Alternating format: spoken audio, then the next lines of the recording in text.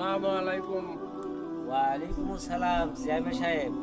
ইমাম সাহেব, গরু তো কুমড়াপুর হাট থেকে কিনেছি, তো ঈদের নামাজটা শেষ করে আপনি জবাইটা করে দেন। যাক, মাশাআল্লাহ, খুব ভালো কাজ করেছেন। গরুটা যে কিনেছেন, খাজনা দিছেন তো? কি যে বলেন ইমাম সাহেব, আমি একটা চেয়ারম্যান মানুষ, আমার আবার খাজনা দেওয়া লাগে নাকি?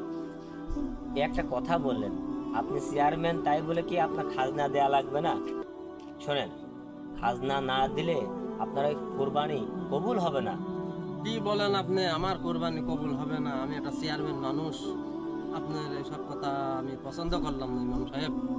এই একটা কথা বলেন চেয়ারম্যান সাহেব, শোনেন, আপনি চেয়ারম্যান তাতে কি হয়েছে? আল্লাহ তাআলার কাছে ওই ব্যক্তি সেরা যে তাকওয়াবান, আল্লাহকে ভয় করে, আল্লাহকে ভয়ের মাধ্যমে কুরবানি দেয়। শোনেন, কুরবানি শব্দের অর্থ হচ্ছে ত্যাগ করা। ওই পশুর মাধ্যমে জবে করে আপনার নিজের দিলকে খালেস করে পবিত্রতা অর্জন করা, আল্লাহকে ভয় করা, এটার নাম হচ্ছে কুরবানি। ইমাম সাহেব, আমি যদি কোরবানি দিয়ে যদি কোরবানির আমার কবুলই না হয়, তাহলে আমার কোরবানি দিয়ে এটা লাভটা কি? আসলে আপনি যা বলেছেন ঠিকই বলেছেন। ইনশাআল্লাহ আমি